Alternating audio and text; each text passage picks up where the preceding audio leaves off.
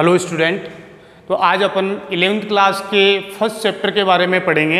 ये अपने नए सेशन 2020-21 कोरोना के बाद नया सेशन स्टार्ट हो रहा है। 11th क्लास कॉमर्स स्टूडेंट इस वीडियो को देख के आराम से अपनी स्टडी कंटिन्यू रख सकते हैं, क्योंकि ये सबसे पहला वीडियो स्टार्ट हो रहा है 11th कॉमर्स के लिए।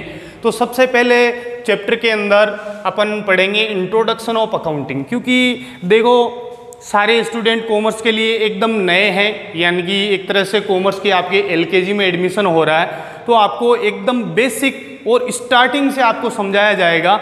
बहुत ही अच्छे तरीके से आप इस चीज़ को समझ सकते हो कि अकाउंटिंग हमारे लिए क्यों ज़रूरी होती है, अकाउंटिंग होती क्या है। एकदम नई चीज़ हमारे सामने आ रही है, तो अकाउंटिंग क्या है, इसके क्या क्या टाइप होते हैं, ये अकाउंटिंग मेंटेन क्यों होती है, इसके क्या ऑब्जेक्ट होते हैं, क्या इसकी लिमिटेशन होती है। तो इन सारी चीज़ों के बारे में अपन धीरे धीरे बड़े ही अच्छे तरीके से समझते हुए चलेंगे। तो सबसे पहले अपन इसकी डेफिनेशन के ऊपर ही चलते हैं कि सर ये अकाउंटिंग है क्या, ठीक है ना। तो देखो सबसे अपन पहले ले रहे हैं इसका एक शॉर्ट फॉर्म बता रहा हूं तुम्हें। IMRC।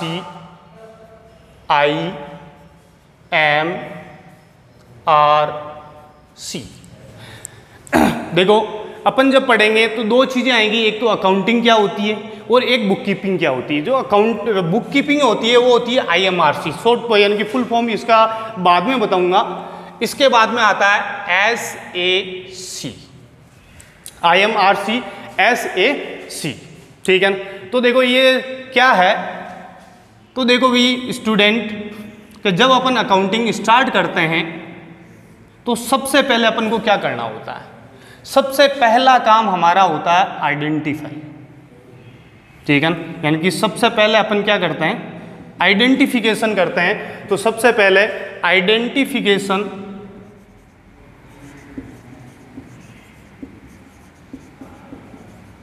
Of business transaction. जितने भी हमारे बिजनेस के ट्रांजैक्शन है, ठीक है, उनको अपन क्या करते हैं कि आइडेंटिफाई करते हैं। क्योंकि रूटीन में अगर अपन देखें तो बहुत सारे ऐसे ट्रांजैक्शन होते हैं, सुबह उठने से लगाकर शाम को सोने तक, तो बिजनेसमैन बहुत सारे ऐसे ट्रांजैक्शन करता है। तो उसको अपन को आइडेंटिफाई करना है कि सबसे पहले बिजनेस के ट्रांजैक्शन कौन से हैं और नॉन बिजनेस ट्रांजैक्शन कौन से हैं। एक छोटा सा अपन एग्जांपल लेते हैं। जैसे कि मान लो एक बिजनेसमैन है, इसने बिजनेस स्टार्ट किया। ये एक बिजनेसमैन है, इसने क्या किया, एक बिजनेस स्टार्ट किया। बिजनेस स्टार्ट करने के बाद में ये इसका बिजनेस है, ठीक है। इसने दो ट्रांजैक्शन किए। एक तो इसने क्या किया, बिजनेस के अंदर गुड्स परचेज किया। क्या किया, गुड्स परचेज किया, ठीक है। और एक आपके ट्रांजैक्शन क्या किया कि घर का रेंट पेड, ठीक है, रेंट पेड या स्कूल फीस पेड की।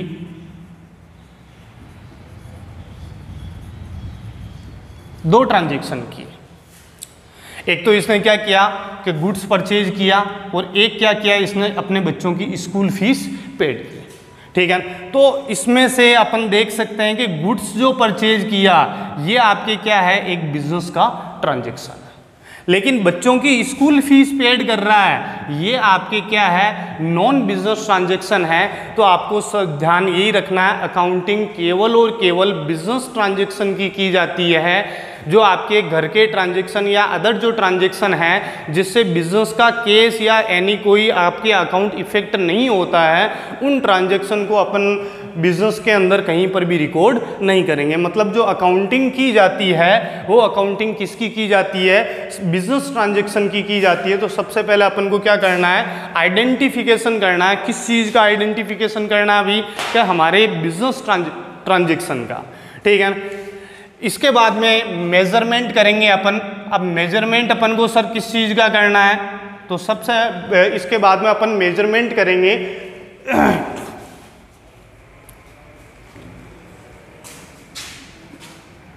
मेजरमेंट करना है of measurement of money term.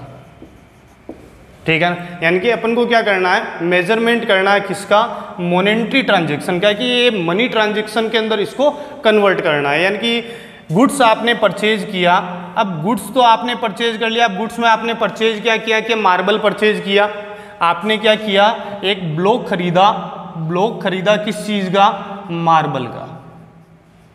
ठीक है, किस चीज़ का, ब्लॉक खरीदा, मार्बल का। अब आप इसको रिकॉर्ड कैसे करोगे, आप ये थोड़ी करोगे कि भाई ये मार्बल आया तो अब मार्बल कितने रुपए का आया, अपन को क्या कन्वर्ट करना पड़ेगा, इसको मनी में कन्वर्ट करना पड़ेगा कि ये मार्बल हमारे कितने रुपए का आया, कि 1 लाख रुपए का ये मार्बल आया। इसको किस में कन्वर्ट किया, इसकी मनी में कन्वर्ट किया। तो सेकंड जो हमारा काम होगा वो आपके क्या होगा, मेजरमेंट ऑफ मनी टर्म। इसको अपन को क्या करना है, मनी टर्म में मेजरमेंट करना है, या मेजरमेंट इन मनी टर्म, इसको मनी में मेजरमेंट करना है।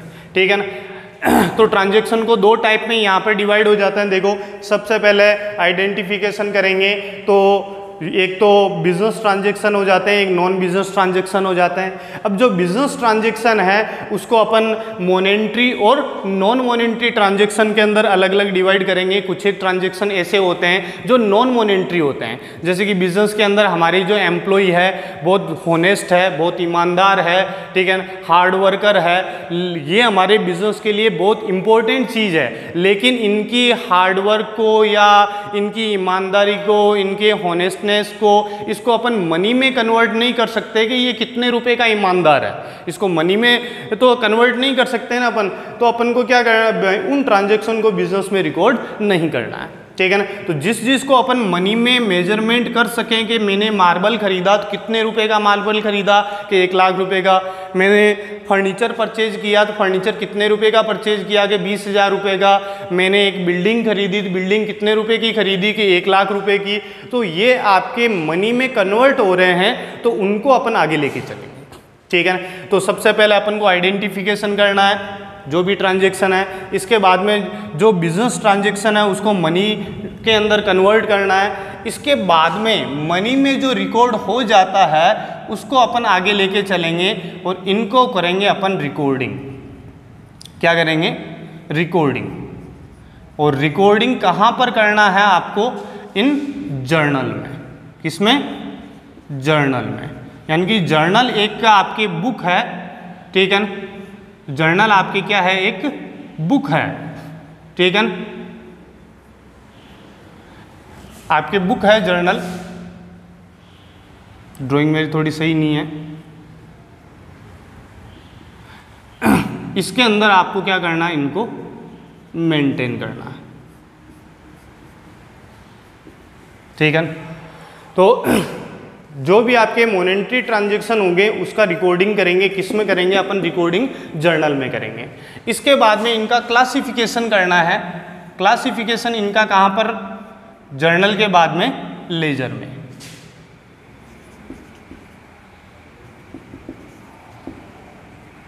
या क्लासिफाइंग किसमें, लेजर में क्लासिफाई करेंगे। क्योंकि अपन क्या करते हैं, जैसे कि माल खरीदा, माल बेचा, माल खरीदा, माल बेचा, फर्नीचर खरीदा, मशीन खरीदी, बिल्डिंग खरीदी, ठीक है ना। बहुत सारे ऐसे बिजनेस के अंदर ट्रांजैक्शन हो जाते हैं। अब सारे ट्रांजैक्शन अगर एक ही जगह रिकॉर्ड होंगे तो इससे अपन को कोई इन्फॉर्मेशन नहीं मिल रही है, ठीक है ना। इससे अपन कोई रिजल्ट नहीं निकाल सकते, इससे कोई डिसीजन नहीं ले सकते। तो अपन क्या करते हैं, इनको सेपरेट सेपरेट मेंटेन करते हैं।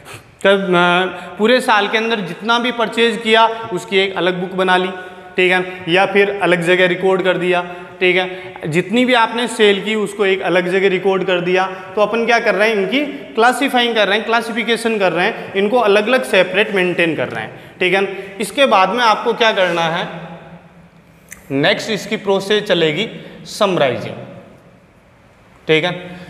नेक्स्ट आपके इनको क्या करना, वापस एक जगह इकट्ठा करना है, ठीक है। तो नेक्स्ट आप क्या करोगे, summarising.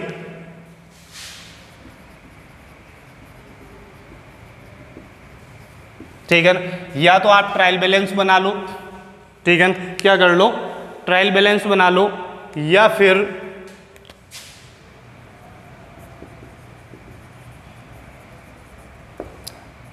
Profit and loss account और बैलेंस शीट। ठीक है, तो इसके बाद में अपन को क्या करना है, ट्रेडिंग P&L और बैलेंस शीट मेंटेन करना है, ताकि अपन को प्रॉफिट लॉस और अपनी फाइनेंशियल पोजीशन का पता चले।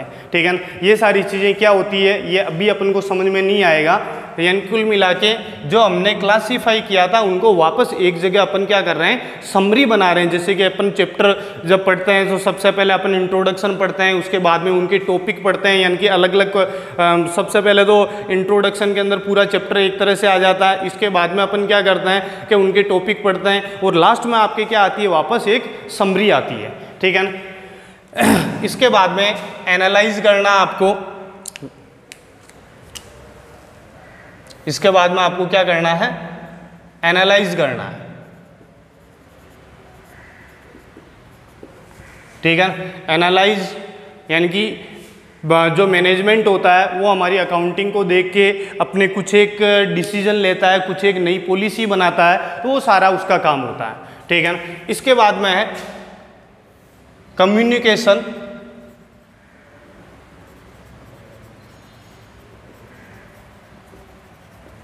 To user. ठीक है, यानी कि कम्युनिकेशन करना है, इंफॉर्मेशन प्रोवाइड करनी। इंफॉर्मेशन अपन किसको प्रोवाइड करेंगे, हमारे जो यूजर है। अब ये हमारे यूजर कौन कौन होते हैं इसके बारे में अपन बात करेंगे अभी।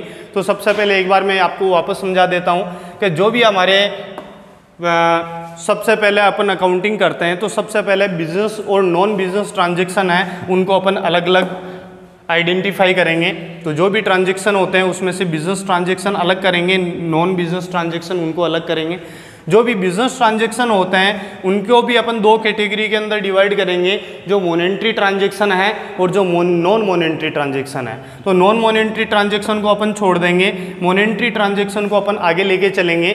उन ट्रांजेक्शन का सबसे पहले अपन को क्या करना है, रिकॉर्डिंग सबसे पहले क्या करना है, रिकॉर्डिंग करना है। रिकॉर्डिंग कहाँ पर की जाती है, एक बुक होती है उसके अंदर अपन रिकॉर्डिंग करेंगे, उस बुक को अपन क्या बोलते हैं, जर्नल बोलते हैं। इसके बाद में ये जो रिकॉर्ड किया इसको अलग अलग क्लासीफाई करोगे, कहाँ पर करोगे, एक नई बुक मेंटेन करेंगे, इसको अपन क्या नाम देते हैं, लेजर देते हैं। इसके बाद में अपन क्या करेंगे, समराइजिंग करेंगे। समराइज्ड कहाँ पे करना है, trial balance, profit and loss और बैलेंस शीट के अंदर इसको समराइज्ड करना है। इसके बाद में आपके एनालाइजिंग करते हैं, एनालाइज करते हैं अलग अलग, जैसे कि केस फ्लो बनाते हैं, फंड फ्लो बनाते हैं, रेशियो एनालाइजिंग होता है। ठीक है, तो इसके बाद में अपन कम्युनिकेशन टू यूजर, यानी कि जो भी हमारे अकाउंटिंग से या हमारे अकाउंट से इंफॉर्मेशन मिल रही है वो रिलेटेड यूजर को अपन क्या करेंगे, प्रोवाइड करेंगे। अब ये यूजर अलग अलग टाइप के होते हैं, तो सेकंड जो है अपन यूजर के बारे में ही पढ़ लेते हैं कि ये यूजर कौन कौन से होते हैं। तो देखो इसके बाद में अपन ले रहे हैं यूजर।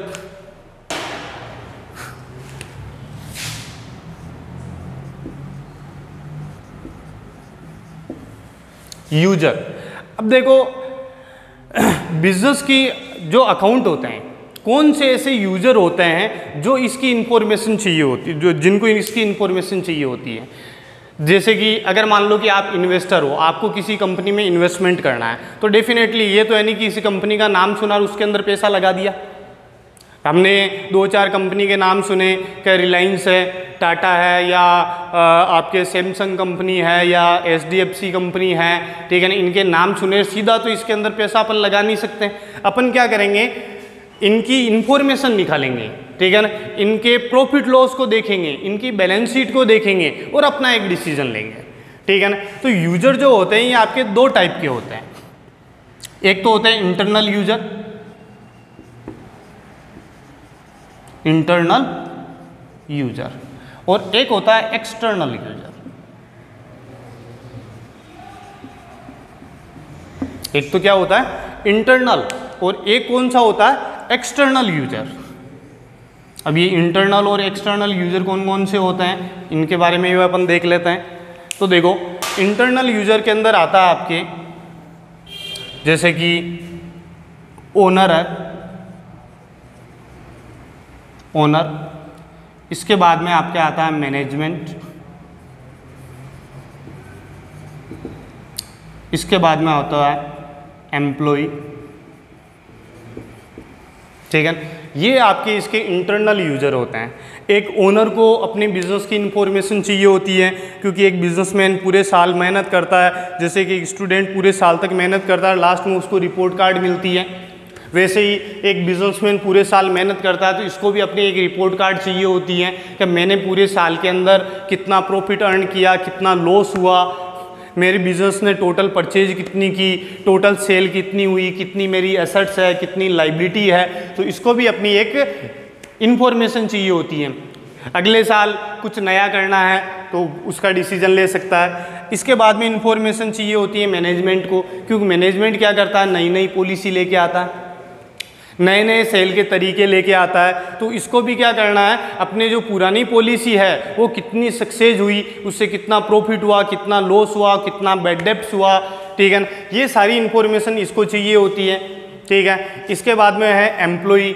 एम्प्लॉय को भी इंफॉर्मेशन चाहिए होती है कि हमारा बिजनेस जो है वो अप हो रहा है या डाउन जा रहा है, हमारे फ्यूचर के अंदर नई अपॉर्चुनिटी इस बिज़नेस के अंदर हमारे लिए है या नहीं है, ठीक है। तो एम्प्लॉय को भी क्या करना पड़ता है, इससे रिलेटेड इन्फॉर्मेशन इनको चाहिए होती है, हमें इन्फॉर्मेशन अगलों को प्रोवाइड करनी है। अब है एक्सटर्नल यूज़र। एक्सटर्नल यूज़र कौन होते हैं, जो कंपनी से बाहर के होते हैं, यानी कि बिजनेस के अंदर के जो यूज़र होते हैं वो तो इंटरनल, ओनर हो गया, मैनेजमेंट हो गया, एम्प्लॉय हो गया। और एक्सटर्नल यूज़र कौन कौन से होते हैं, जैसे कि आपके बैंकर है। अब आप बोलोगे सर बैंक को हमसे क्या लेना है, बिल्कुल, अगर आप बैंक के पास लोन लेने के लिए जाते हो तो आपसे क्या मांगता है कि आपकी रिपोर्ट कार्ड मांगता है कि आपका बिजनेस के अंदर प्रॉफिट कितना हो रहा है, लॉस कितना हो रहा है, आपकी बैलेंस शीट कितनी है, एसेट्स कितनी है, लाइबिलिटी कितनी है, उन सारी चीज़ों को देखने के बाद में ही बैंक क्या करता है, आपको लोन देता है। इसके अलावा जैसे कि इन्वेस्टर है, अभी अपने बात चल रही थी, अगर अपन को किसी कंपनी के अंदर इन्वेस्ट करना तो अपन क्या करते हैं, उसकी बैलेंस शीट को देखते हैं। तो इन्वेस्टर को भी अपन इंफॉर्मेशन इससे रिलेटेड प्रोवाइड करते हैं। इसके अलावा जैसे कि क्रेडिटर है, डेटर है, गवर्नमेंट है, ये सारे के सारे क्या है, यूजर है, इंटरनल और एक्सटर्नल यूजर है, ठीक है ना। तो सबसे पहले अपन ने ये देख लिया कि अकाउंटिंग होती क्या है, तो इसकी डेफिनेशन मैं तुम्हें बताऊंगा। डेफिनेशन पढ़ने से पहले ये टर्म अपन को पढ़ना बहुत ज़रूरी था, इसलिए मैंने आपको बता दिया। सबसे पहले आइडेंटिफिकेशन करते हैं कि बिजनेस के ट्रांजैक्शन में टोटल ट्रांजैक्शन में बिजनेस के ट्रांजैक्शन कौन कौन से हैं और नॉन बिजनेस के ट्रांजैक्शन कौन कौन से हैं। मतलब घर के कोई भी ट्रांजैक्शन हो रहे हैं उसको बिजनेस के अंदर रिकॉर्ड नहीं किया जाता। उसके बाद में मनी में मेजरमेंट होता है, इसके बाद में जर्नल होती है, इसके बाद में लेजर होती है, इसके बाद में समराइजिंग होती है, इसके बाद में एनालाइजिंग होती है, इसके बाद में कम्युनिकेशन होता है, ठीक है ना। इसके बाद में अपन ने पढ़ा कि कम्युनिकेशन अपन कौन सी यूजर को करते हैं, तो दो टाइप की यूजर होते हैं, इंटरनल यूजर होता है, एक्सटर्नल यूजर होता है। इसके बाद में अपन बात करते हैं बिजनेस के टाइप, यानी कि अकाउंटिंग के टाइप कौन कौन से। क्या अकाउंटिंग यही है क्या सर? नहीं, अकाउंटिंग भी आपके 3 टाइप की होती है, 3 अलग अलग टाइप की अकाउंटिंग होती है। तो अकाउंटिंग के टाइप कौन कौन से हैं, तो अपन यहाँ पे ले लेते हैं टाइप, ठीक है। अकाउंटिंग के टाइप ले लेते हैं। तो देखो भाई, अकाउंटिंग के 3 टाइप है, कौन कौन से हैं। सबसे पहली जो अकाउंटिंग है वो है फाइनेंशियल अकाउंटिंग।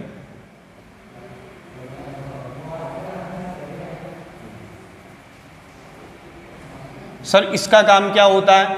इसका जो काम होता है, calculate profit and loss.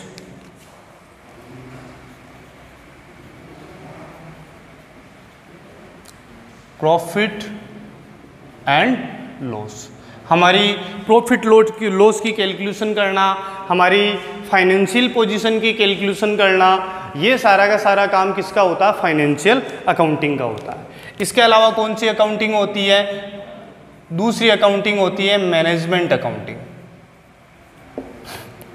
Management accounting, sir इसका काम क्या होता है?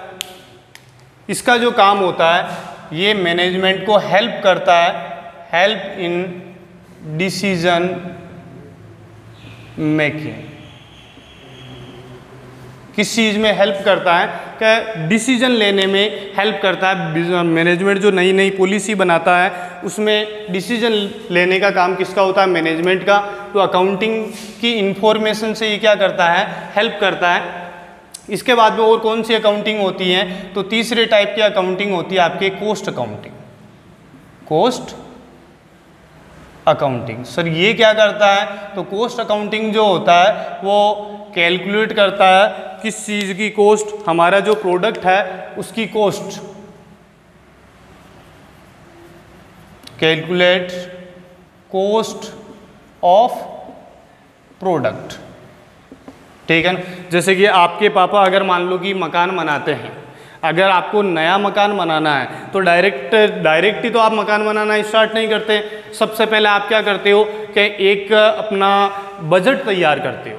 क्या करते हो? एक बजट तैयार करते हो कि सबसे पहले हमारा टारगेट कितने का है कि हमारा लगभग 50 से 70 लाख रुपए का टारगेट है। ठीक है, 70 लाख रुपए मैक्सिमम, इससे ज़्यादा नहीं होना चाहिए। 50 लाख तो नॉर्मली हम लगा ही देंगे। ठीक है ना? 70 लाख से अप नहीं होना चाहिए। तो 70 लाख का हमने ट्रांजेक्शन यानी कि टारगेट ले लिया।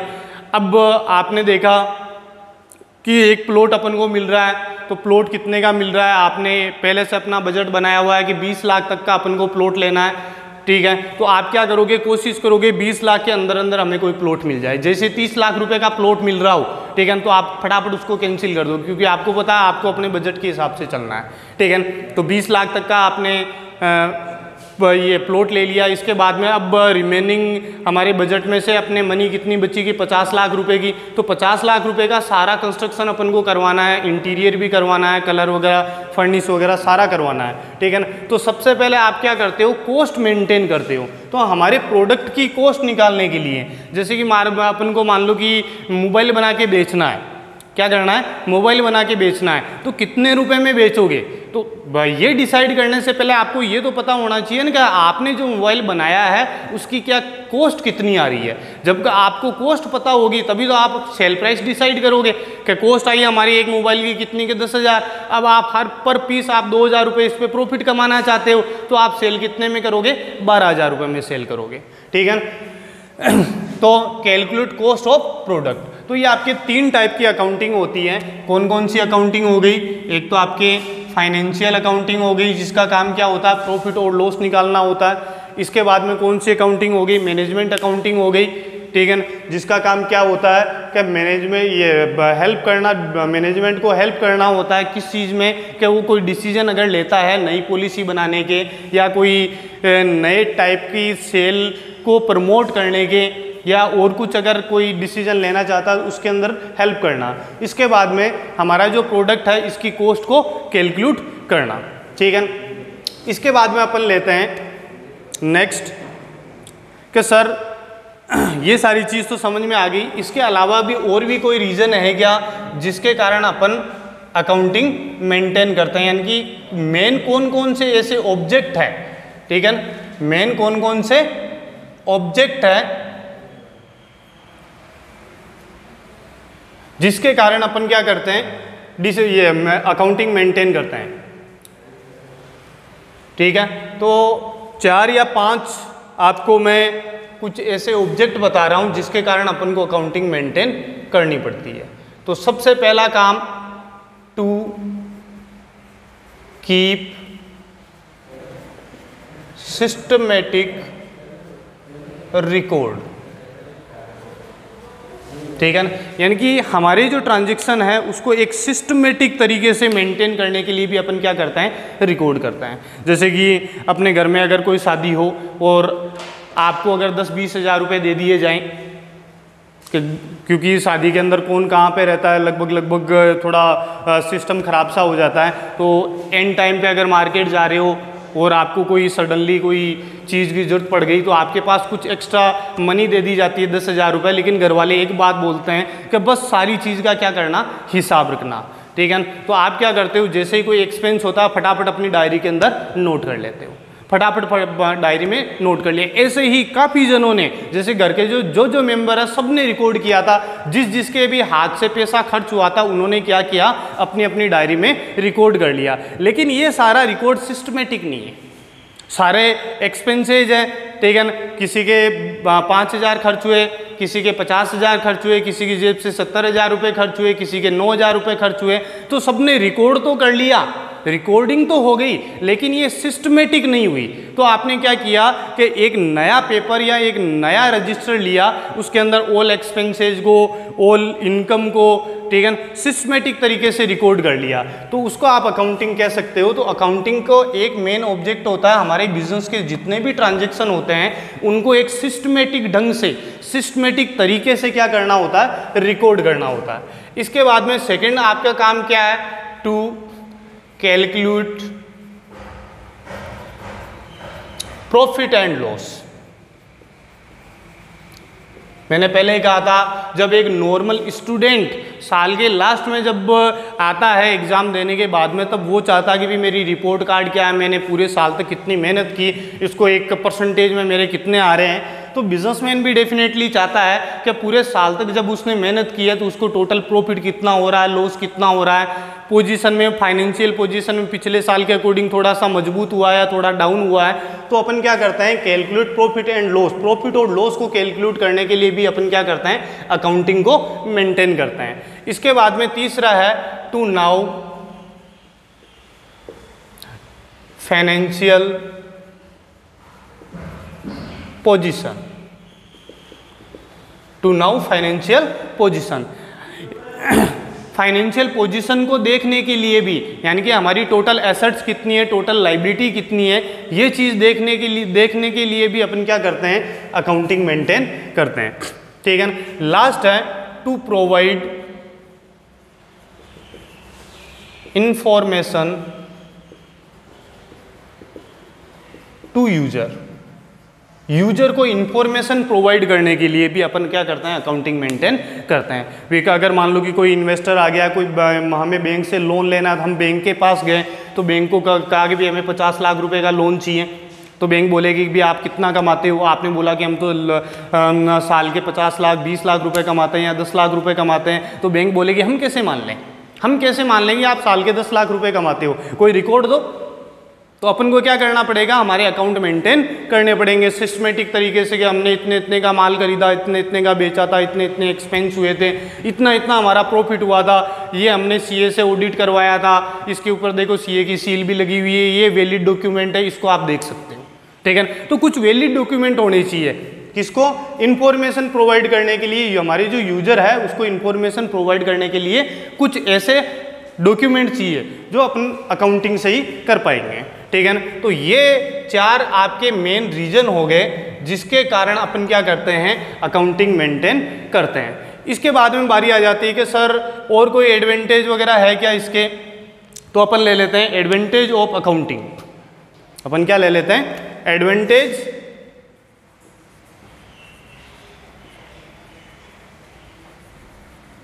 ऑफ अकाउंटिंग, ठीक है, शॉर्ट फॉर्म में लिख दिया मैंने, हटा देता हूं, अकाउंटिंग। और कौन कौन से ऐसे एडवांटेज हैं जिसके कारण अपन को अकाउंटिंग मेंटेन करनी होती है या ये हमारी अकाउंटिंग हेल्प करता है। तो सबसे पहले है हेल्प द मैनेजमेंट, पढ़ लिया आपने, ये क्या करता है, अकाउंटिंग मैनेजमेंट को क्या करता है, हेल्प करता है। इसके बारे में, इसके बाद में दूसरा, help to maintain records, record maintain करने में भी हेल्प करता है। इसके अलावा क्या करता है, help to calculate profit and loss, short form में लिख रहा हूं, P&L, प्रॉफिट एंड लॉस, और help to financial position, financial position भी देखने में क्या करता है, ये हमारी हेल्प करता है, ठीक है। तो ये इसके क्या हो गए, एडवांटेज हो गए, ये क्या हो गए, इसके एडवांटेज हो गए, ठीक है। अब कुछ एक लिमिटेशन भी होती है, देखो वो कहते हैं हर सिक्के के 2 पहलू होते हैं, एक अच्छा एक बुरा, तो ये तो सारे अच्छे पहलू दिखा दिए मैंने। अब बुरे पहलू क्या है, कि कुछ एक कमियां हैं, हमारी अकाउंटिंग में भी कुछ एक कमियां हैं, अपने आप में पूरा कोई भी नहीं है, पूरी अपने आप में कोई भी नहीं है। तो लिमिटेशन क्या है सर इसकी, ठीक है, क्या इसकी कोई लिमिटेशन भी है? बिल्कुल इसकी लिमिटेशन भी है। ये लिमिटेशन क्या है, क्या क्या हमारे अकाउंटिंग के अंदर कमियां हैं? तो 3-4 कमियां हैं। पहली चीज, अकाउंटिंग अपने आप में पूरी नहीं है, ठीक है, नॉट फुल्ली एक्सटेंट या एक्सेप्ट, ठीक है, अपने आप में पूरा नहीं है। देखा अपन ने, कुछ एक चीज़ें होती है जो इम्पोर्टेंट होती है हमारे बिजनेस के लिए, कुछ एक चीज़ें होती है जो इम्पोर्टेंट होती है, जैसे कि बिजनेस के अंदर अगर हमारे हार्ड वर्कर होंगे, अगर होनेस्ट वर्कर होंगे, ठीक है ना, तो हमारे बिजनेस के अंदर अच्छा काम करेंगे, प्रॉफिट अच्छा होगा, बिजनेस को ऊपर लेके जाएंगे। लेकिन नॉन मॉनेटरी है तो इसको अपन बिजनेस के अंदर रिकॉर्ड नहीं कर पाते, ठीक है। कुछ एक चीज़ें ऐसी जो फीलिंग होती है उसको अपन बिजनेस के अंदर रिकॉर्ड नहीं कर पाते हैं। हमारा मैनेजमेंट बहुत अच्छा काम कर रहा है लेकिन मैनेजमेंट को महसूस किया जा सकता है, उसकी अकाउंटिंग नहीं हो सकती है, ठीक है ना। तो सबसे पहली कमी आपकी ये होगी। इसके बाद में और क्या कमी है? दूसरा है इग्नोर करता है कुछ एक क्वालिटेटिव या क्वालिटेटिव एस्पेक्ट, ठीक है, कुछ एक क्वालिटी को ये इग्नोर कर देता है, ठीक है। इसके बाद में तीसरी आपकी कमी क्या है? इग्नोर प्राइस फ्लैक्चुएशन, ठीक है। प्राइस फ्लैक्चुएशन को ये इग्नोर कर देता है। जैसे कि मान लो कि आपने आज 50,000 रुपये का फर्नीचर खरीदा, आज आपने फर्नीचर कितने का खरीदा? 50,000 रुपये का, ठीक है। कल इसकी रेट कितनी होगी? 60,000, ठीक है। तो 60,000 पे रिकॉर्ड नहीं करके अपन इसको किस पे रिकॉर्ड करते हैं? हमेशा 50,000 पे रिकॉर्ड करता है। डेप्रिसिएशन लगता रहता है, ठीक है, लेकिन इसकी जो प्राइस फ्लैक्चुएशन आता है इसको ये रिकॉर्ड नहीं करता है, ठीक है। और एक आपके काम होता है विंडो ड्रेसिंग, विंडो ड्रेसिंग,